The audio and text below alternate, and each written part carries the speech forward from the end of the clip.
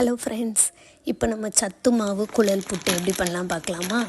கவர்மெண்ட்லேருந்து சின்ன குழந்தைங்களுக்கு கொடுப்பாங்க சத்து மாவு, அதை எடுத்துக்கோங்க. அது இனிப்பு கம்மியாக இருக்கனால கொஞ்சம் வெல்லம் துருவி அதில் போட்டுக்கோங்க. நல்லா மிக்ஸ் பண்ணிவிட்டு தேங்காய் தண்ணி இருந்தால் அதை ஆட் பண்ணலாம். இல்லை அப்படின்னா பரவாயில்ல, நார்மல் வாட்ரு அதில் ஆட் பண்ணிக்கோங்க. ஆட் பண்ணி நல்லா மிக்ஸ் பண்ணிக்கோங்க.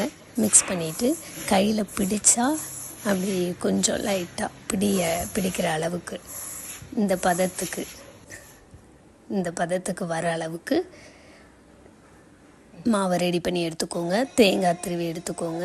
குழலில் ஃபஸ்ட்டு கொஞ்சம் தேங்காய் போட்டுட்டு பாதி குழல் வர அளவுக்கு புட்டு மாவு அதில் போட்டுக்கோங்க.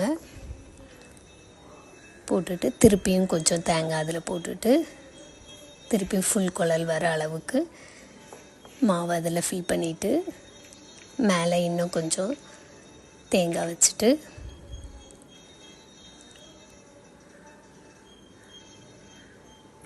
குழலை மூடிட்டு வேக வச்சிடலாம்.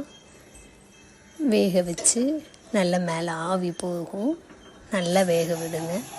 வெந்த பிறகு ஆவியெல்லாம் போகிறது கம்மியான பிறகு குழலை எடுத்து புட்டை வெளியே எடுத்துடலாம். அழகாக குழல் மாதிரி அழகாக வந்துருச்சு புட்டு. சத்து மாவு குழல் புட்டு ரெடி. Thank you friends.